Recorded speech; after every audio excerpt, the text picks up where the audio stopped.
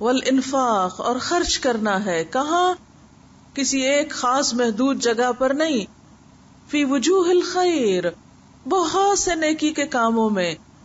اور کیوں کرنا ہے؟ ثقتم باللہ تعالی، اللہ تعالی پر پورا اعتماد رکھتے ہوئے کہ وہ میری کسی بھی کوشش کو رائے گاہ نہیں کرے گا. وَمَن يَعْمَلْ مِثْقَالَ ذَرَّةٍ خَيْرًا يَرَى، جو ذرے کے برابر بھی نیکی کرے گا وہ اس کو بھی اپنے سامنے پائے گا، اسے بھی دیکھ لے گا.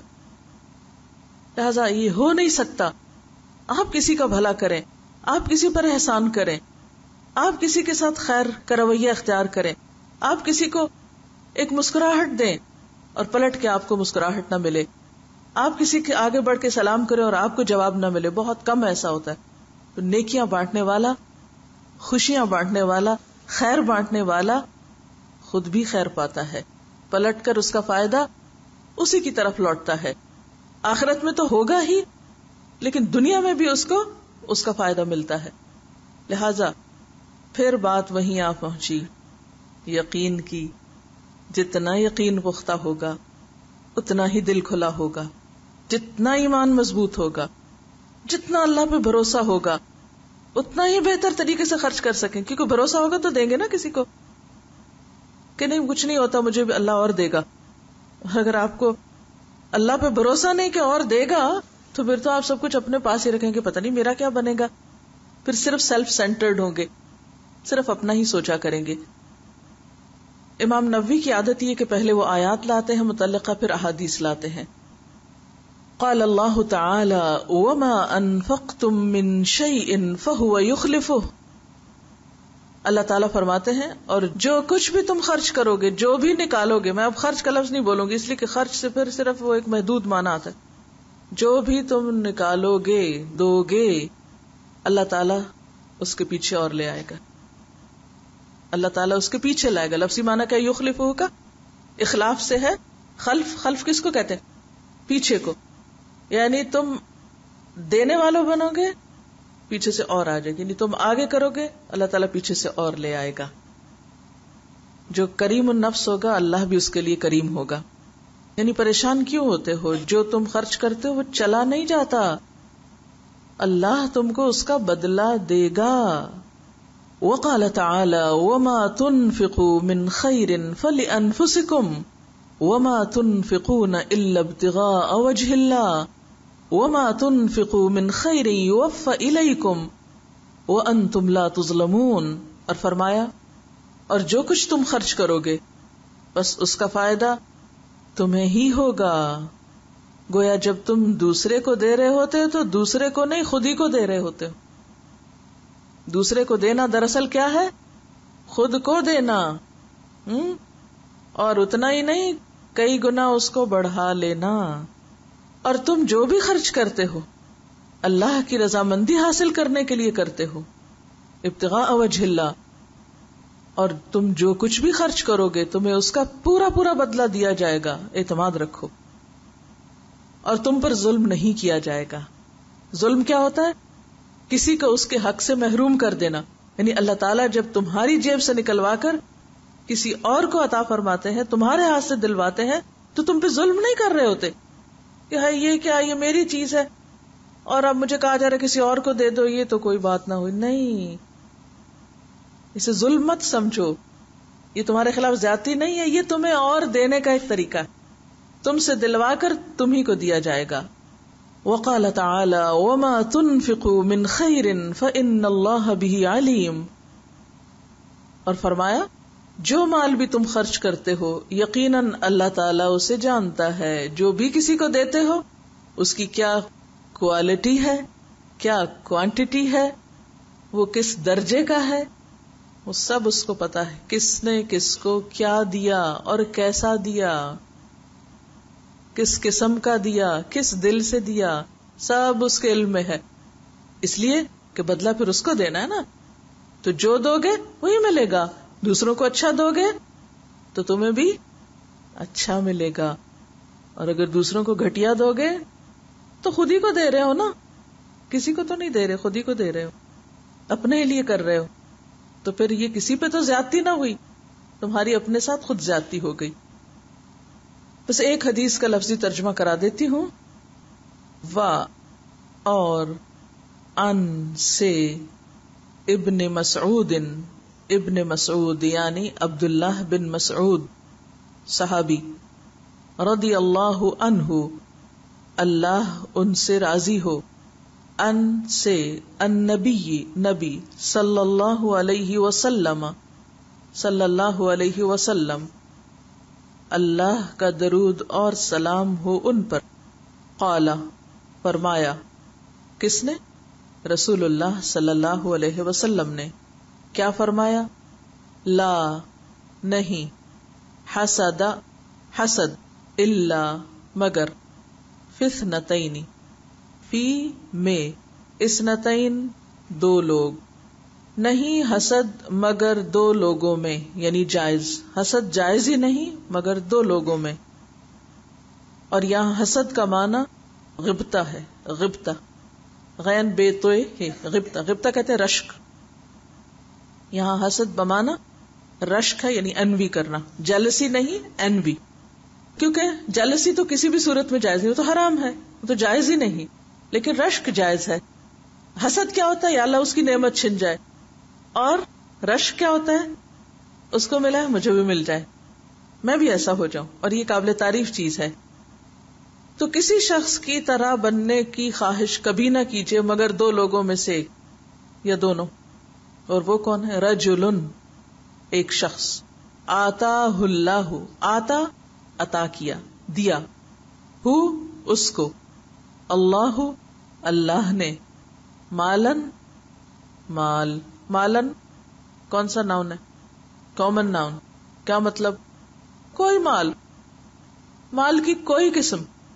رجلن ایک شخص، آتاہ اللہ مالن دیا اس کو اللہ نے مال، فسلطہ پھر توفیق دی اس کو، سلطہ مسلط کرنے سے، یعنی مسلط کیا اس کو، یعنی توفیق دی اس کو، لگا دیا اس کو، ہمت دی اس کو، علی اوپر، ہلاکتہ اس کی ہلاکت کے، یعنی مال کی ہلاکت کے، یعنی مال خرچ کرنے، فی الحق حق میں، جائز طریقوں میں.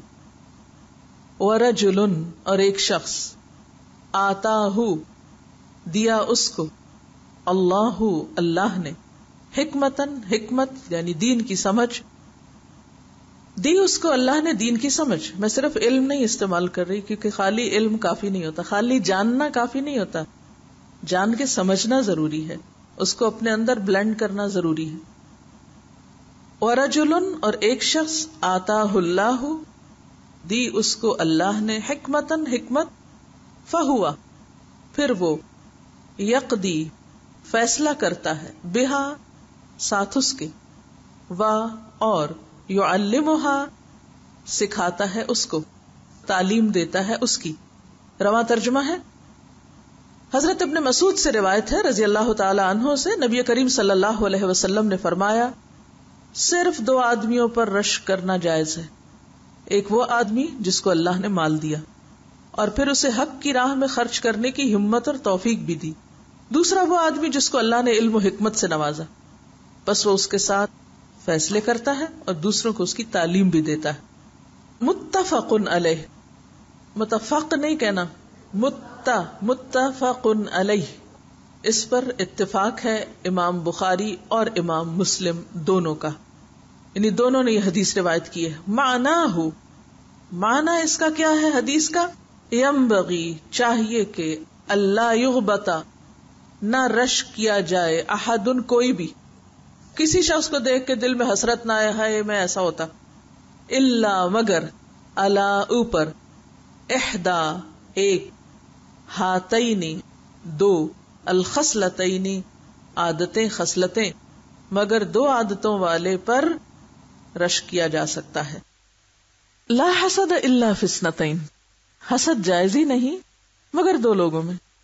رجل آتاہ اللہ مالا، ایک وہ شخص جس کو اللہ نے مال دیا اور اس کے ساتھ اس کو توفیق دی، کس بات کی؟ کہ وہ اس کو حق میں، جائز جگہ پر، صحیح کاموں میں خرچ بھی کرے.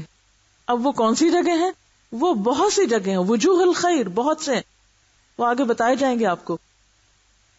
کہاں کہاں کیسے کیسے کتنے رنگ ہیں اس میں نیکی کرنے کے، بس دل ہونا چاہیے وہ کرنے والا. تو فی الحق کا لفظ جو ہے یہ بڑا جامع لفظ ہے، حق میں، نیکی میں، خیر میں، بھلائی میں.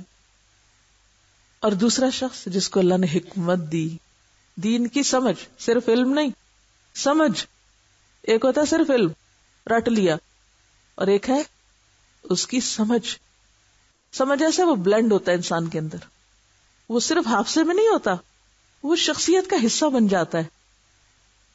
یعنی نعمت پا کے الحمدللہ لا شعوری طور پہ منہ سے نکلنا کیا ہے.